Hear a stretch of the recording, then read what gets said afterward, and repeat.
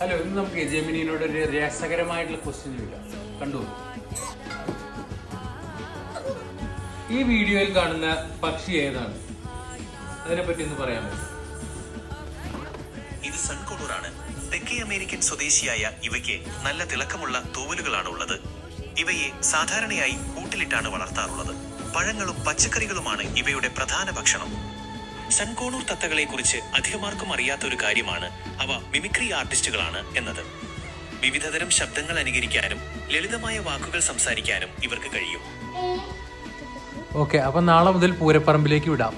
Okay, അപ്പോൾ ഒന്ന് subscribe ചെയ്യുക, ഷെയർ ചെയ്യുക. Thank you.